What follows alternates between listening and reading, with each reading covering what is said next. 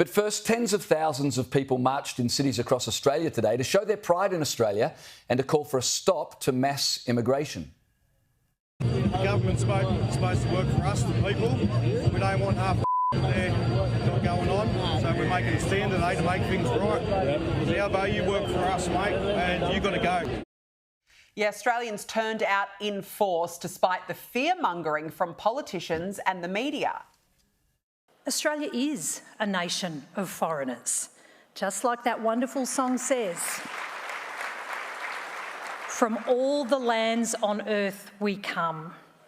And Australia isn't a place where we walk with Nazis. Australia is a place that went to war with Nazis. We absolutely condemn the March for Australia rally that's going on today. It is not about increasing social harmony. We think, and I think the vast majority of the Australians think that multiculturalism has been a good thing for our country. Labor politicians should have had more faith in their fellow Australians. When neo-Nazi leader Jack Eltis was given the microphone in Sydney, large numbers of people booed and many left the event. At one point in Melbourne, pro-Australia protesters even came face-to-face with pro-Palestinian protesters. Have a look.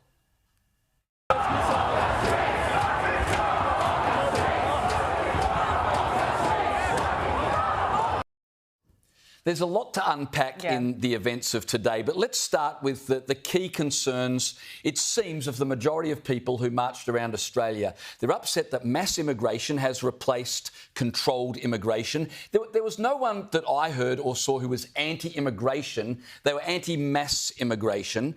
And the other concern is that multiculturalism has clearly replaced assimilation.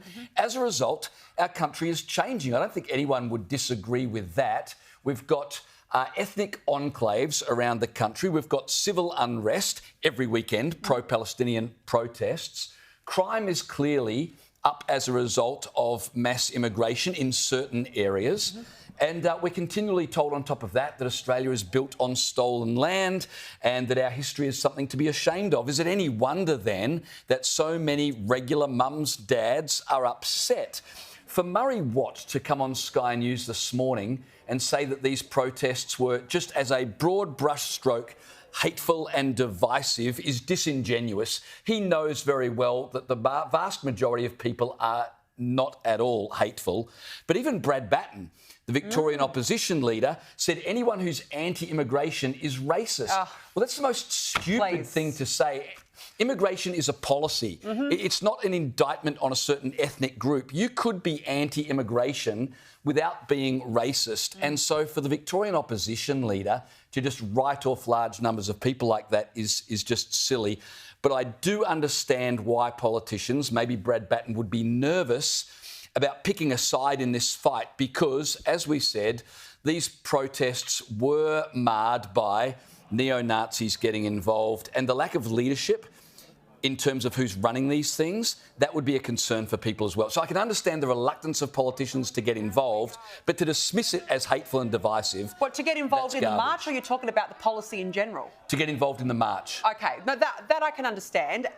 From what I observed, or everything that I've seen today, there wasn't a lot of neo-Nazis at these protests. The majority of people at these protests were everyday Aussies who've quite frankly had a gutful of this country being overrun by absolute madness, out of control, runaway immigration policy. I mean, we've had more than 1.1 million immigrants come into this country since Labor was elected.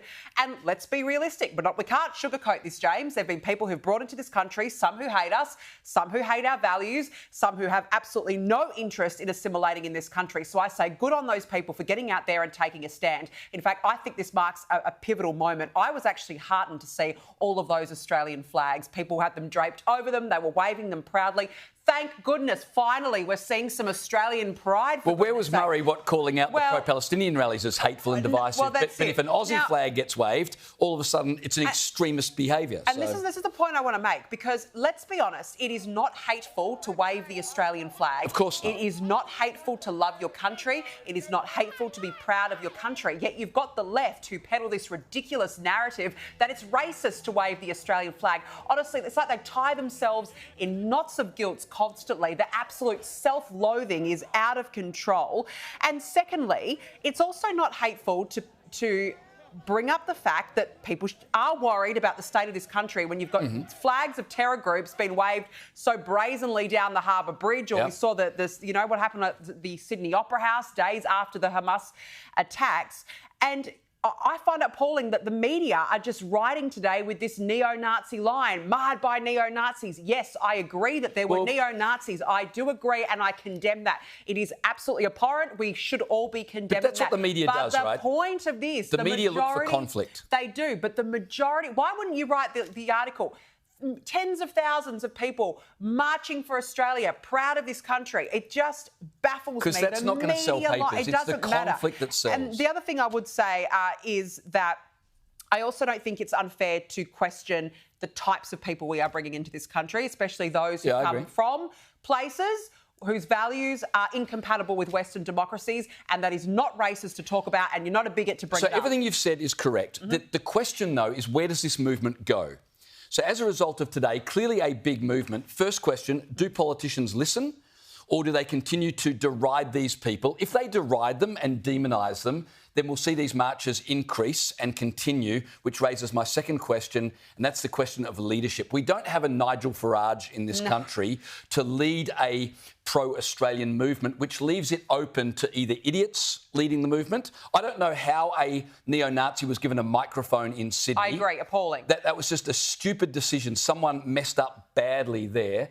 And so there's either that or you get radicals taking hold of the movement. So those are questions that I'm interested to see what happens moving forward. Leading up to the last election, migration was not front and centre. Actually, in the last two elections, migration has not been front and centre. Yeah. It is a debate that both sides of politics seem to shy away from. Correct. You will recall that Peter Dutton did make that pledge to cap migration numbers at a certain amount, which, by the way, leading economists, for example, Leith Van Onselen, said it's simply not going to be enough because given the housing crisis, we need to really dramatically scale it back.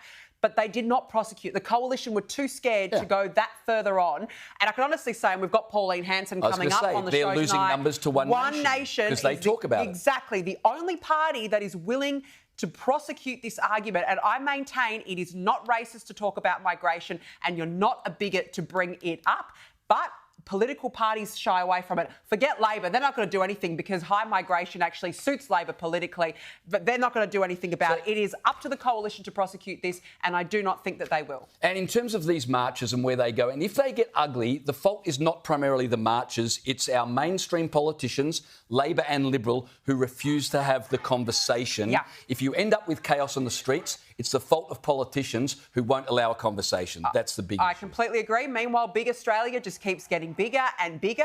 The housing crisis is a mess, and yet here we are today.